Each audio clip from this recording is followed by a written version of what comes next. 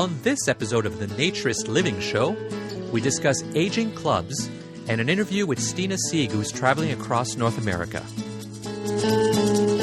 This episode of the Naturist Living Show is brought to you by Bear Oaks Family Naturist Park. At Bear Oaks, we offer traditional naturist values in a modern setting. Free your body, free your mind. www.bearoaks.ca.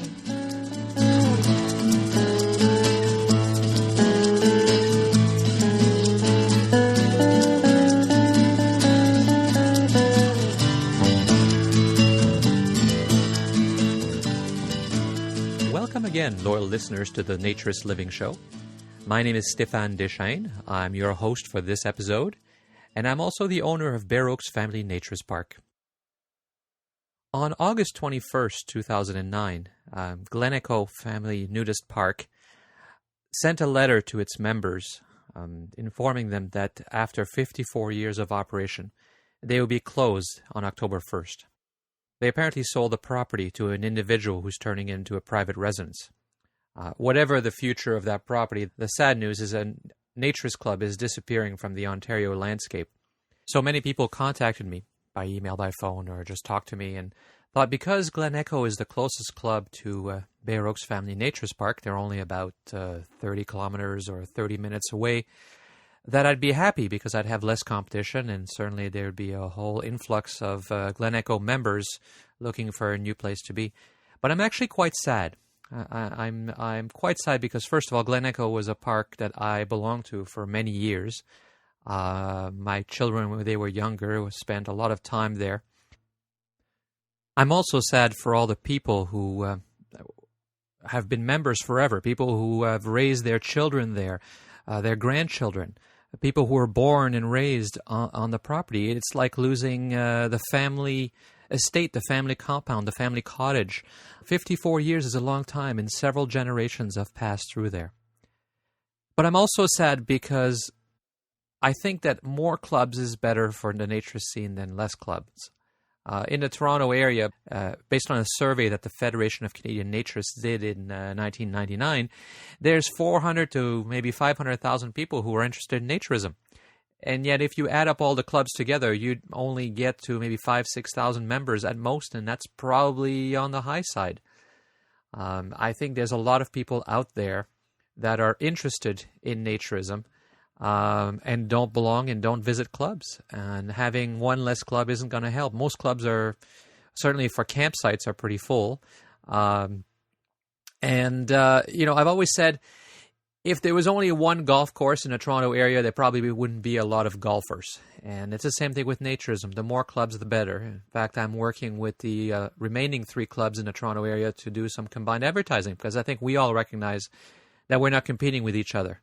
The reason that those other hundreds of thousands of people aren't naturists has more to do with the fact that they don't know the opportunity exists. In fact, I regularly, talk with people, and they say, "What do you do?" And I say, "I own a naturist park," and they go, "Oh, that's interesting." And they say, "I didn't know such places existed in Ontario," and that's a very, very common response amongst the textile crowd. And so that shows there's a lot of opportunity for promotion and marketing, because the people who indicate in the survey they're interested obviously aren't coming because they don't know.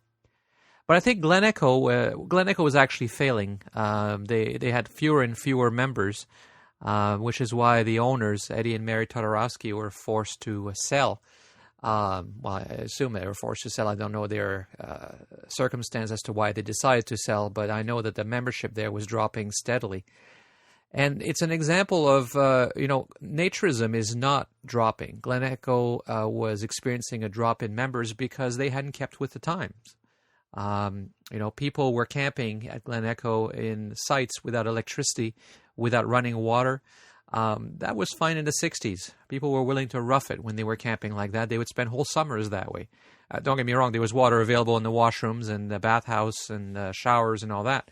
But at your site, there was nothing. And today, people come in with their trailer, RV, and they expect 30, 50 amp electricity because they have a dishwasher, they have a microwave, and they expect water, and they expect hookups. And that's not just typical of naturism, it's typical of all camping.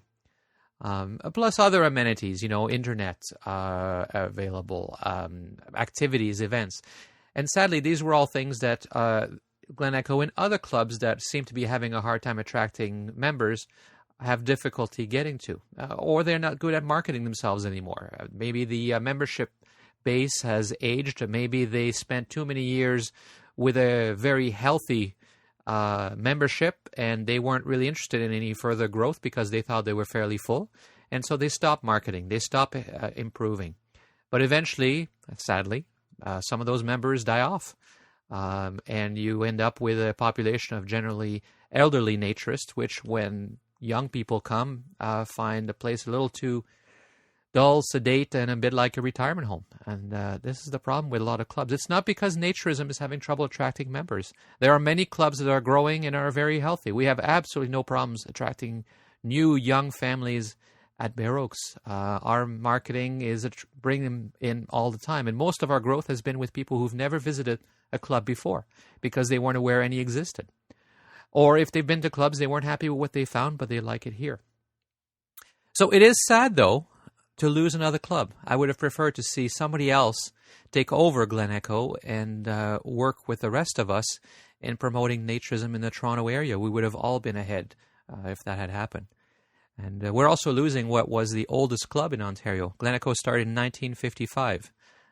There was a group of individuals that formed the Toronto Gymnosophical Society. They were actually a group of members from a previous group called Sunglade. Sunglade members, the club existed from 1949 to 1953. They were sort of a non-landed club. They used other people's property. And in 1953, after a dispute that failed, and some of those people got together to form the TGS, the Toronto Gymnosophical Society, who in turn, Eddie and Mary Todorowski, who are the founders and up until now owners of Glen Echo, they bought the land for Glen Echo and leased it to the club because the club itself was having trouble finding a way of financing a land purchase. So they stepped up, they purchased the land, 100 acres, and they started doing the development. But in the mid-60s, things weren't going very well, apparently, for the TGS group. And so Glen Echo became essentially a private naturist nudist park. TGS, a group of individuals that was a cooperative social club, ceased to exist, and Glen Echo became a private business. It certainly wasn't the oldest club, and nor was Sunglade. When you read Dr. Jim Woycke's book on the history of nudism in Canada, there are clubs going back to the very beginning of the 20th century. But Glen Echo was the oldest continuously operating club. And the oldest club now, actually, is Sunny Glades. No relation to Sunglade. Sunny Glades is in southwestern Ontario near Chatham. It's owned by Stan Wortner, and I actually had an opportunity to sit down with Stan in August and interview him about the start of his club and what it was like in the beginning. He still runs a very active club, and he would like to pass the torch in the future, but he seems to have maintained a club that's still actually growing. All their sites are full and doing quite well. Very active membership. It's a beautiful club. The property is incredible. Stan's always had a passion for trees and nature and fauna, and he's over the 50 years that he's had the club, he's cultivated that and worked with nature to make it an even more beautiful and more interesting property. Stan actually was a member of Sun Valley Gardens as well, which is, I should mention, because in terms of history, that's the most interesting club in Ontario. Sun Valley Gardens existed from 1954 to 1982, and Carl Rule was the first public owner of a club. He was very promotion-oriented, very public in promoting naturism. He held open houses. He held all kinds of events. They got a lot of press. And not everybody agreed with what Carl Rule and Sun Valley Garden was about. The park is near St. Catharines. It's actually in Font Hill, which is in the St. Catharines, Niagara Falls area, for those who aren't completely familiar with the Ontario geography. And that park, it was very small, 25 acres, but very active. And he encouraged people to start their own clubs as well. But also a lot of people left because he was known to be fairly autocratic about how he ran the club. And a number of people left and started other clubs. And in fact, almost every club in Ontario owes its existence somehow to people who were going to Sun Valley Gardens. And certainly Eddie and Mary Todorowsky of Glen Echo were visitors to Sun Valley Gardens before they joined the TGS and started Glen Echo. And Stan Wortner also was a visitor to Sunny Glades regularly and left to decide to start his own. And in other clubs, Ponderosa and by association, the Four Seasons were also founded by people who were visitors to Sunny Glades and Lily Valley, which is still existing. But now, with the closure of Glen Echo, Sunny Glades and Stan Wortner have the oldest club in Ontario. So let's listen to my interview with Stan Wortner of Sunny Glades. When did you first start in naturism? Okay, probably,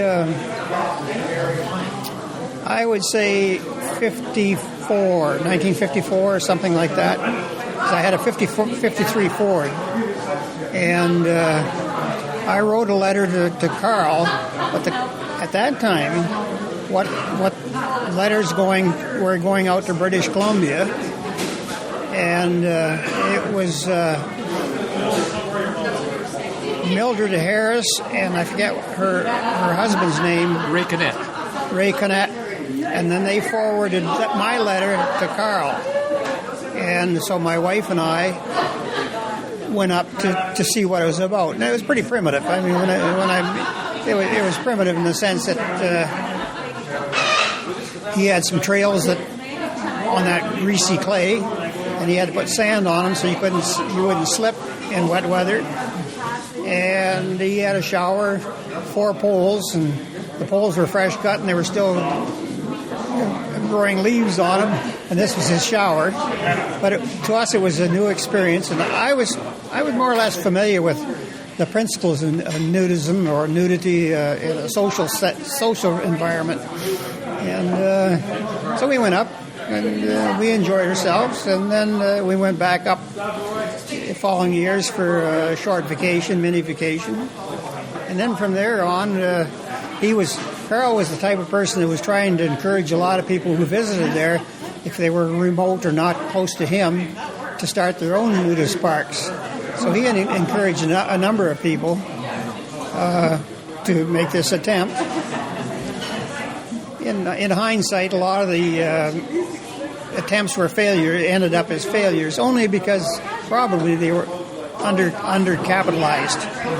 Now, we're back in the 50s. Yeah. We're back in the 50s when probably the average wage, if you made $50 a week, you made more than an average wage, or say $200 a month or something like that. It would be so that property, was still cheap, but you still had to make that hurdle of buying and then developing it.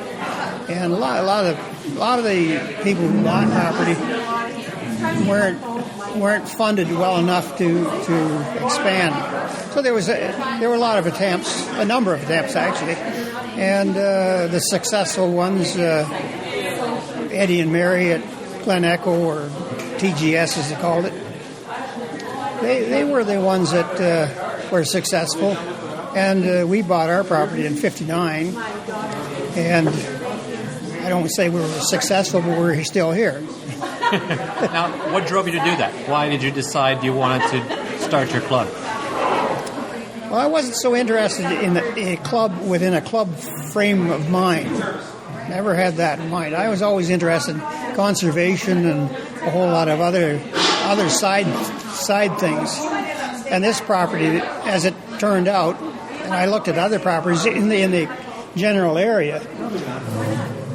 Looking at properties, I was looking for a number of things. Water, and since I was in the county area, a lot of areas have very difficult problems with getting water. Like you either have to go deep, and you might get sulfur, you might get salt, or you might not get a good well. So when I was up here, and we were also looking, because I had familiarity with clay farms, I wanted something sand, so you could It was, and this property here, we just came, it was up for sale. It just been posted, and I walked on it, and we had a heavy rain just prior to that. When I say heavy rain in the fall, like 2 or 3 inches, and there wasn't a speck of water laying here anywhere on the sand. And of course, being down at Sun Valley Gardens, you got a taste of what clay would do to you. Great for growing grapes and things like that, but as it turns out.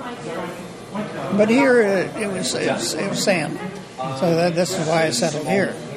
And the price was right. And I've got 2 kids, 1 dog, and a wife. I'm living in a little cottage, 16 by 24, with my running water consisted of a pipe coming up through the floor, running cold water. My outdoor toilet was on skids, and I dug a hole underneath of it, and I actually virtually pioneered, because the second year that I was here, my cottage wasn't occupied, and I had 3 break-ins in 1 winter. You know, that type of thing. So we moved up here and really and truly pioneered. You know, and we enjoyed it, but we were without a lot of things, a lot of services. I had 1 telephone and 1 television and that type of thing. And you worked hard. Well, we probably did. Probably did. Never really give it much thought as far as work is concerned. So, how was it different running a naturist or nudist park in 1959 from today? Well, the rules and the laws of a number of things were much different than they are today. See, a lot of people forget that we had a lot of blue laws back in the 50s. And by blue laws, I mean, just for a good example, to go and get a case of beer at the beer store, you had to sign a piece of paper saying that you were 21 years old and that you were going to use this and take this home. But when you took it home, you couldn't sit on your front step or your front lawn drinking it. A lot of people forget what freedoms are all about. Not necessarily talking about taking your clothes off. It's just a matter of just a whole lot of other things. It's a matter of social behavior that was regulated by law or provincial law. We had no problems establishing the park. I had a lawyer in Chatham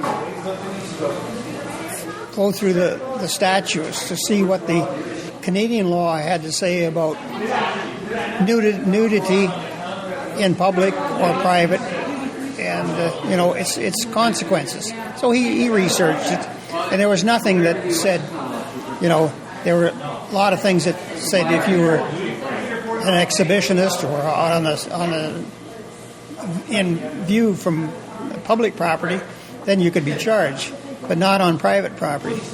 We also went from the legal office, the law office in Chatham, and went around to see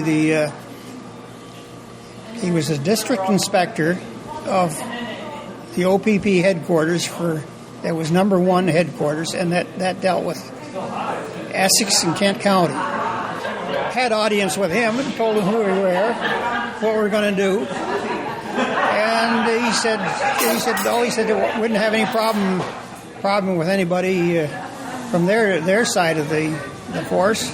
Thank us for coming in and everything else, and give us a word of advice. The advice was, if you can get along with your neighbors, you'll get along with us. All I can remember is he was obviously an Englishman, and he had the name of Inspector Ramsbottom. But he was nice, and he was knowledgeable. He understood what nudism was all about, probably from the UK or European side of things. We're talking 1959. And from there on in, we just, gradually went up. We didn't push a lot of buttons or offended a lot of people, because, first of all, I didn't have any neighbors on the concession. I still don't have any neighbors. I have one neighbor across the road from me, and the other neighbors, there's some behind me and some down at the end of the road. So I don't have really any close neighbors. And I have the Canadian National Railroad. bordering a small portion of the property. Probably the only problem we had was that since this was a woodlot and is in an area with a lot of woodlots, come the autumn, a lot of the locals were in a habit of using this as their private hunting preserve. So we had, since I was opposed to hunting, we ran into some problems that way. Problems in the sense in enforcing trespassing in the sense of getting people out of here. How did you get members? How did you advertise, and who were you targeting? Who did you want as members at the time? Well, we put an ad in the paper. They refused to take my ad. I don't know why that was, and I probably still have his letter on file. But I persisted, and they relinquished, and then I started to advertise in the newspapers. Myself and Ted Lasecki, he was advertising in a few years later. Same paper, and Holiday Valley, which had opened up. They were also, so the three ads were all listing in the newspaper. Got to find that after a while I wasn't getting the results that I should be getting. Too much letter writing, too much correspondence.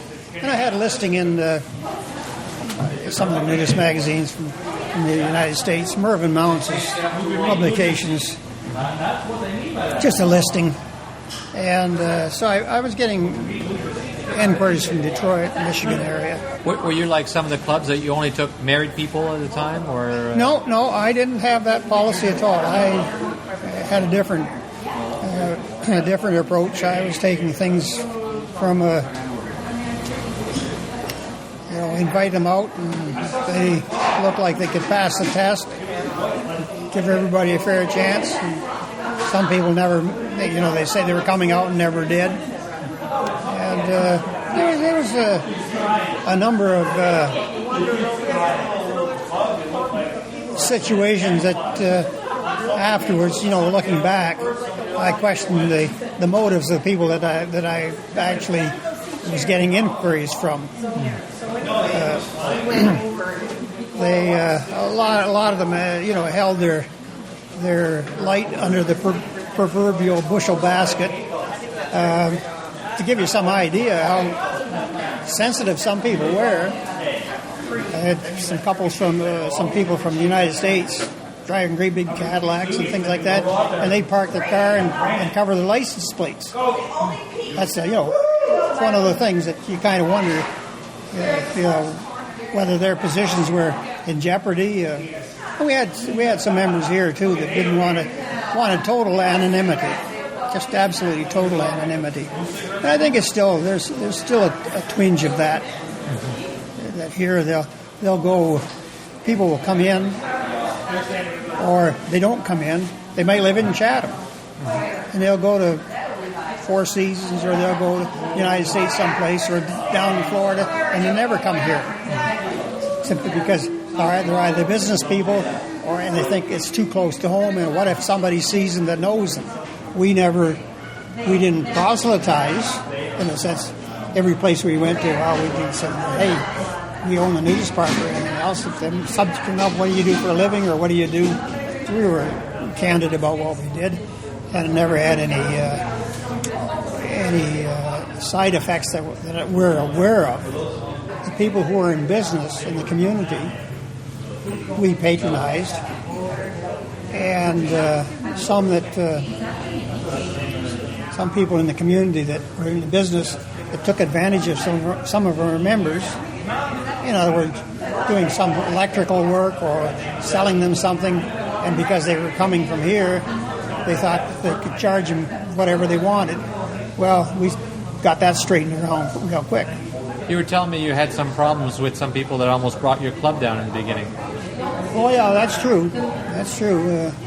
I guess maybe as knowledgeable I was about things and being out in the real world working, I didn't realize that some people had a taste for swapping wives and swapping husbands and whatever, and promiscuous in that sense, and I did run into that element, and but I found that very discouraging first couple of years, or at least for when it happened.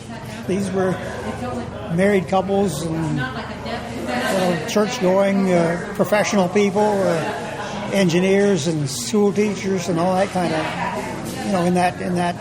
Not that I was, setting them up on a pedestal, but these are the ones that were the instigators of the whole thing. And I was approached and said, well, I could make a lot of money if I just let them run the park as they seen fit. And anyway, we came to parting ways, and I made that quite clear to the one fellow that's from Detroit. And he would probably he was an engineer and had money and everything else.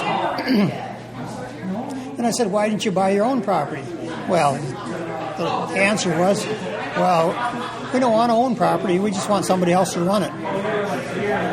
When you look at where nudism is going today, and how it's changed, is there anything that's not going the right direction in your opinion? I think, there's some things that always bothered me in my early days.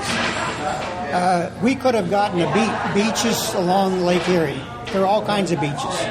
One of the best beaches in the world, along Lake Erie, south of here, was offered to the county for $100,000, about a mile, a beach. The rank and file, the wardens and the reeves of the township said it was too much money, so the real estate got into it. And you should see it now.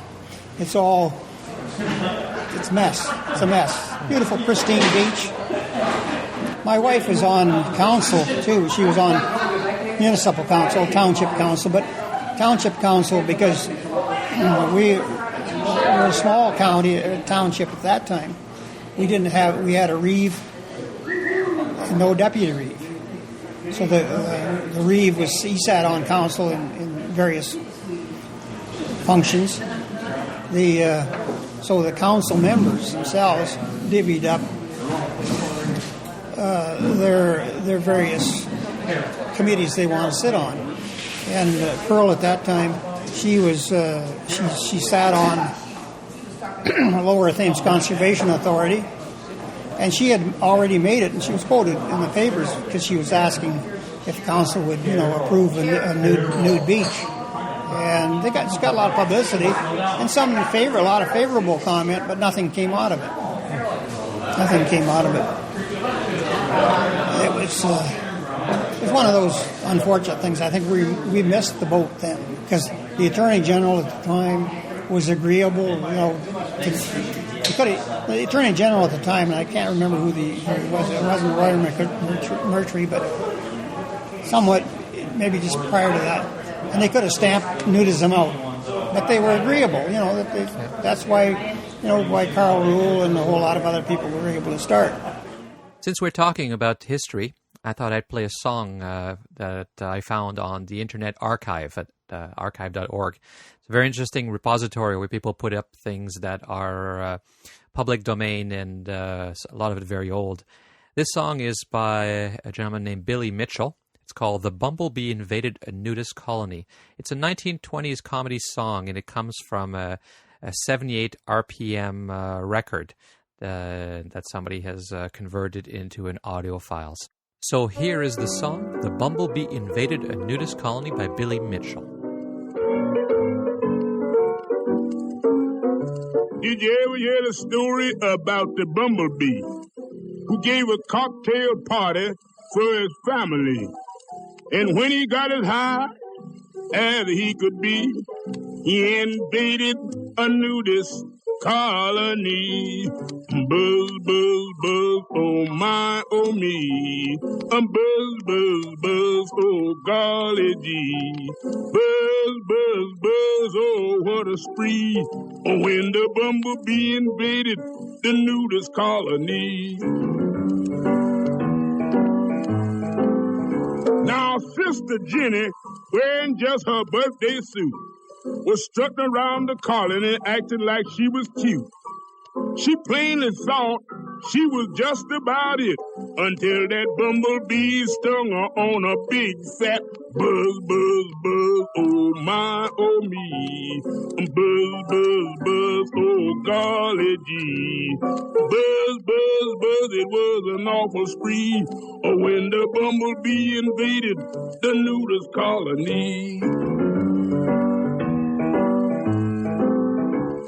Mama Daisy acting like a baby girl. Naked is the first day she came in the world. She was walking around acting like a nut until that bumblebee stung her on a big fat buzz, buzz, buzz, oh my, oh me. Buzz, buzz, buzz, oh golly gee. Buzz, buzz, buzz, it was an awful spree. Oh, when the bumblebee invaded the Nudist Colony. Now, Big Fat Bill was naked as he could be. He was happy to be living in the colony. Old Bill got tired and laid down in the grass. Then the bee came along and stung him on his big fat buzz, buzz, buzz, oh my, oh me. Buzz, buzz, buzz, oh golly gee. Buzz, buzz, buzz, it was an awful spree. Oh, when the bumblebee invaded the Nudist Colony.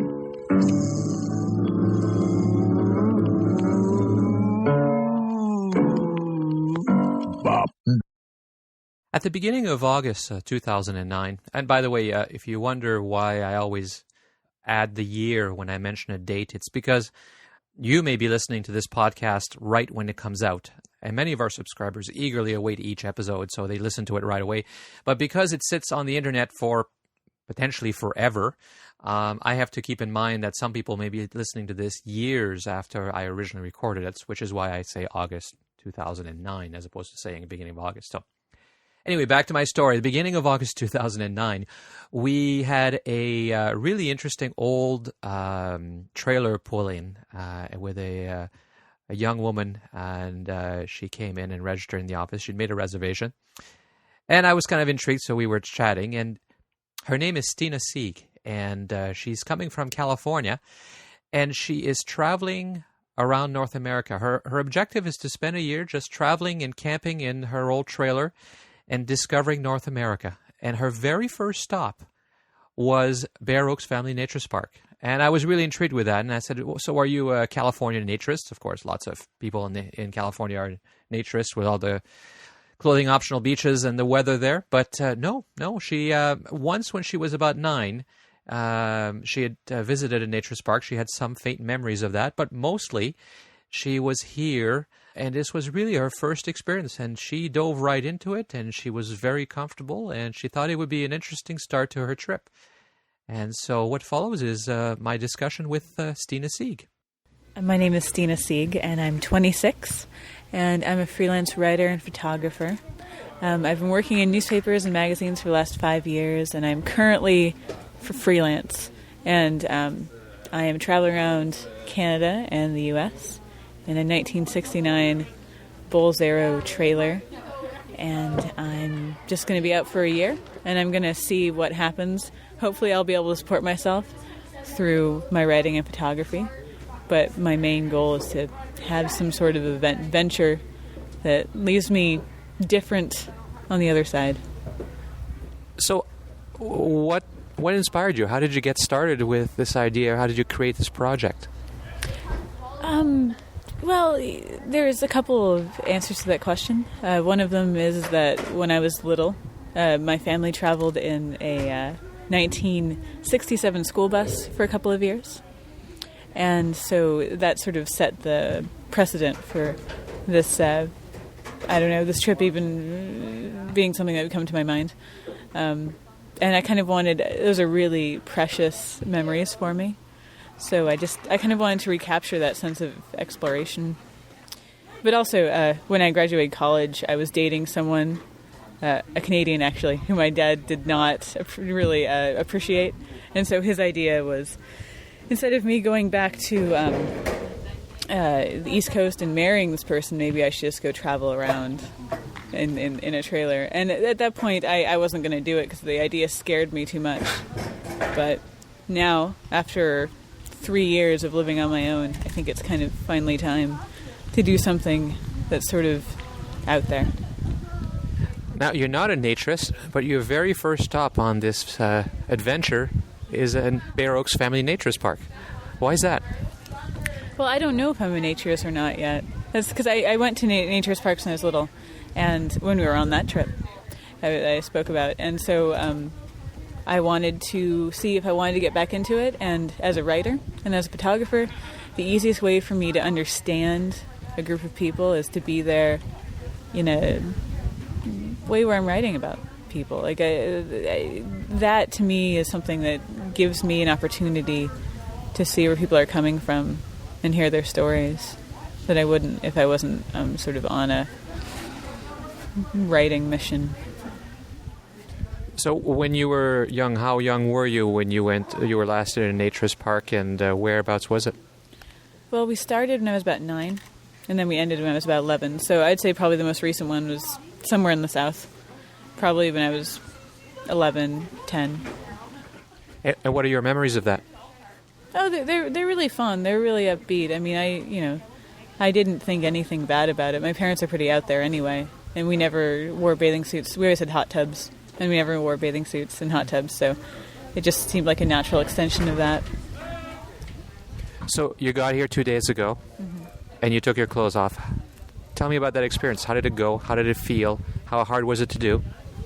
It wasn't hard at all.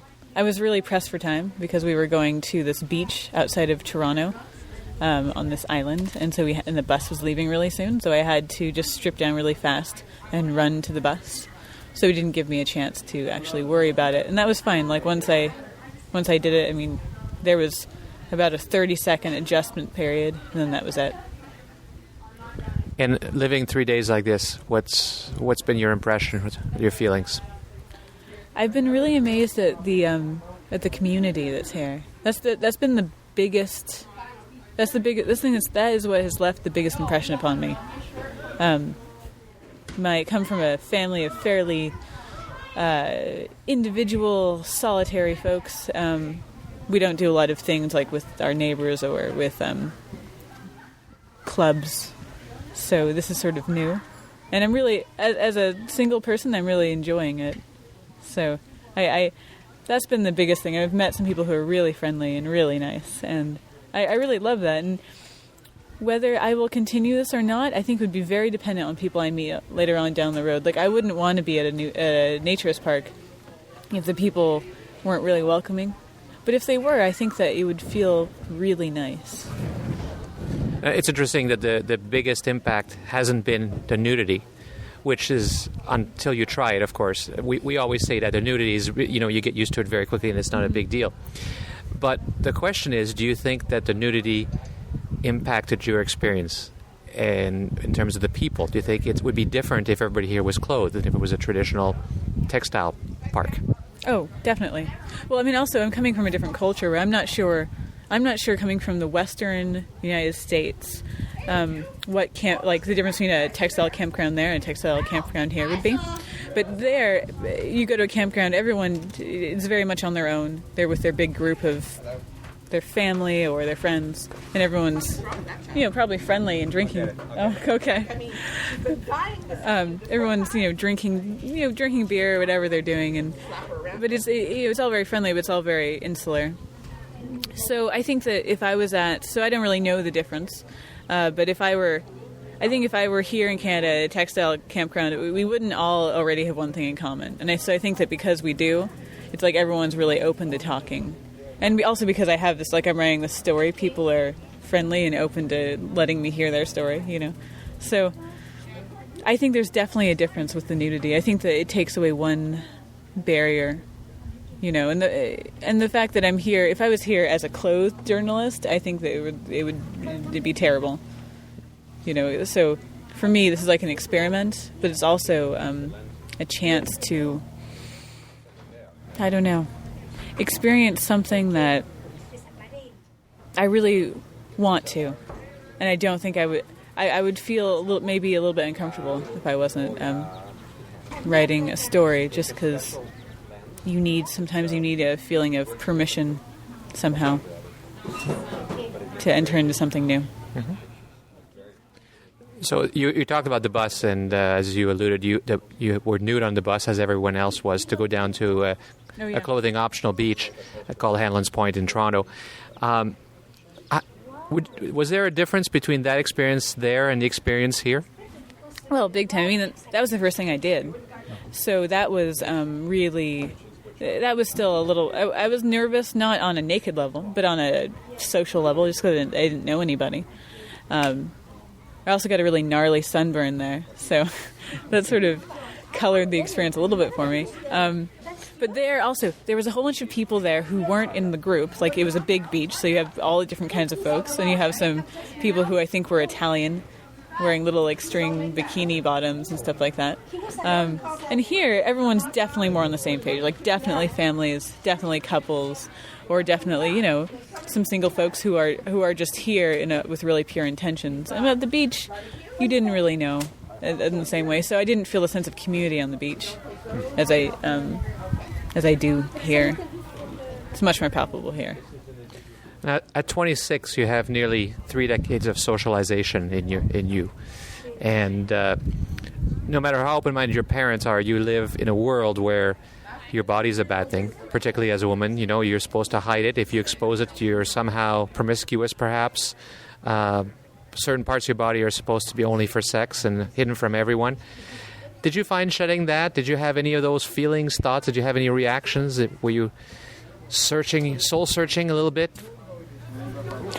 The only thing I really felt was it was nice to be able to wear so little, because I don't really dress provocatively at all.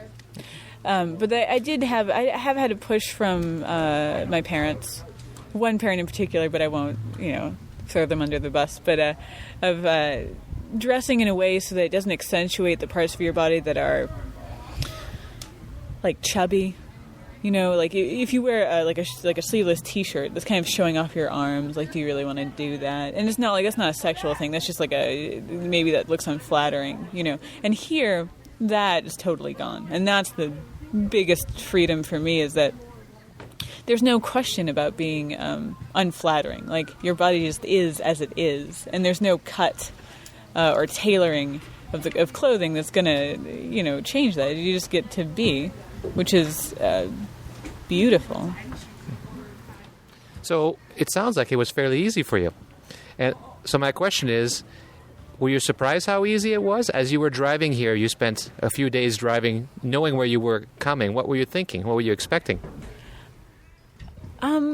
I didn't really know what to think or what to expect. I mean, I drove about 1,900 miles in 4 days, and I had a bunch of writing assignments to send off to a travel guide that I was working for, and a couple newspapers that were back in Utah. And so I didn't think about anything. I just thought about doing 600 miles a day, 500 miles a day, whatever. I was kind of surprised at how easy it was. I was more surprised at how easy it was socially. The nakedness didn't really make me nervous. It didn't. That I knew that was going to be okay, because I knew from talking to Paul at Going Natural, magazine, that there was definitely something here that was I don't know. That there was going to be like a friendliness here they didn't have to worry about. It wasn't going to be some austere community I was going to have to break into. Mm-hmm. So I was just going to let that play out. And it did really well. So tell me more about the trailer you have. Is really cool. And it's this awesome retro trailer. Tell me more about that. Well, thank you. So my trailer is 26 feet. It comes from the same era as kind of those old Airstreams that people are so familiar with. The difference is, instead of the old Airstreams mostly are really they're really rounded, and they're like a really shiny metal.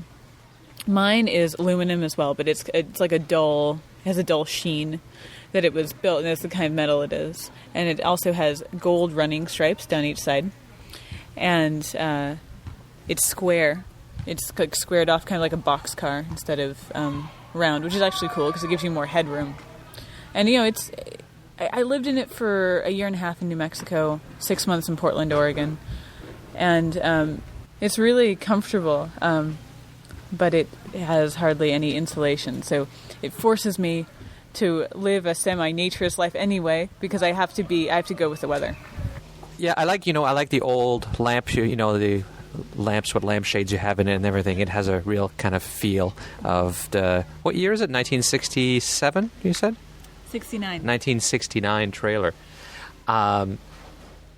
When you're in it, do you ever feel like you're going back in time? Do you get any funny feelings that way? Especially when the holding tanks start leaking. Then I get a real sense of the age of the trailer. I had to have an old trailer because the new trailers, almost to a T, they all feel like kind of cheap hotel rooms, even if you spend $100,000 on them. And it's not to disparage anyone, because it is nice to have all those amenities and the insulation and the holding tanks that don't, leak. That's great. But there's something about the old construction that's really comforting and really homey. And on the inside, the colors are like the scheme of like teal and blonde wood and like cream colors, so it's all very bright. And when we were traveling around in that bus, it was a bus that my father completely remodeled. I mean, it was like he wouldn't even have known that it was a school bus. It was like this flat nose thing with like a completely homey interior. And so for me, I had to have that. Otherwise, I would just go stir crazy in some little, clapboard blue tinted box. So, how hard was it to find? Because you wanted one obviously that was in good condition. It was interesting because they're actually very hard to find. You can find Airstreams anywhere. Airstreams get really expensive if you get anything that's short. But if you got a 26-foot Airstream, it might cost you, I don't know, somewhere between $5,000 and $10,000. But Bull's arrows are very rare, and they're actually kind of cheap. So I didn't even know I wanted a Bull's arrow. It's just that was the one trailer I found on eBay that looked really good. And so it was I was living in San Francisco, in California, and the trailer was down Bakersfield, which is in Southern California, I don't know, maybe 4 hours south. And so we just called up the people and said, well, we're not going to bid on this without having seen it. But we drove down there, my father and I, and we saw it and we liked it. And then we bought it, just outright from them. So it was easy, but it was lucky that I found it. So tell me more about your planned trip. This is your first stop. From here, where are you going to go? It's a year. Where do you plan on going? Well, I'm really intrigued by the East Coast because I lived on the West almost all of my life. I really want to go up into northern, I want to go into eastern Canada a little bit more. I want to see Montreal. I want to see Nova Scotia. I want to see Prince Edward Island. I really want to get back into Maine and into Vermont and New Hampshire. Just because when you live in the wide open spaces, it's wonderful, but you are always curious what it would be like to be just a little bit more hemmed in by the world, and quaintness is sort of not really something that happens in the West as it does on the East. Hopefully by the time it gets really cold, though, you'll be further south. Oh yeah, well that's the thing too. I mean, so I really can't be in weather that's any less than freezing. So I'm gonna go down into Florida for a little bit, but really Texas, Louisiana, I really want to get to, and Texas stays hot much longer than it ever should. So I'll be down there probably by the time it gets chilly. Now, despite the fact your first stop was a naturist park, this is not a naturist trip. So are you planning on stopping at any other naturist places along the way? Well, yeah, actually I am. And I would love to have that be part of my writing experience, is writing about these different naturist places. And I already I talked to Paul at Going Naturel and Nikki Hoffman, who does N Magazine down in the States. And so I'm going to write for them, but also I just spoke with a fellow who's a travel writer and a naturist, and he might help me contact these other magazines, like one in Australia and one in England. And to me, like, that would be so amazing, because it would kind of get me into these communities that not all naturist communities are easy to just be part of, because some of them are more a little bit more exclusive because they want to, protect what they have, which I think makes complete sense. So if people want to follow you, is there a way they can follow your trip and read your writings about your experiences as you go? Yes, there is. I have a blog, and it's my first name and last name, but my name is so complex that I'm sure that there'll be many there'll be many misfirings when people try to find it. But it's just stinasieg.com, and it's S as in Sam, TINA, S as in Sam, IEG. And if you type up my name, Stina Sieg, it'll be the first thing that comes up because there's only really one person with my name. And the blog will be up, it should be up by the time this podcast comes out pretty much or pretty soon. And it's just going to be a, daily, weekly, monthly experience of my trip with pictures and, perhaps little stories about people I meet along the way and places that I go. Sounds awesome. Of course, we'll put a link to that in the show notes so that our listeners can just click on it without having to figure out how to spell it. Thank you. Thank you. Well, that's it for today's episode of the Naturist Living Show. As usual, we always love to hear back from you. Send us your comment at naturistliving@bareoaks.ca, or you can leave a voicemail at area code 253-369-9383. You can now also subscribe to our Twitter feed. Well, it's the Bare Oaks Twitter feed, but you'll get a notification whenever there's a new podcast as well as new blog postings on the Bare Oaks blog. It's Twitter/Bare Oaks Park. Thank you for listening, and we'll be back next month with another episode, one of several that are actually already in production. Take care. This episode of the Naturist Living Show was brought to you by Bare Oaks Family Naturist Park. Traditional naturist values in a modern setting. Traditional values means that naturism is more than just taking your clothes off. It is a life philosophy with physical, psychological, environmental, social, and moral benefits.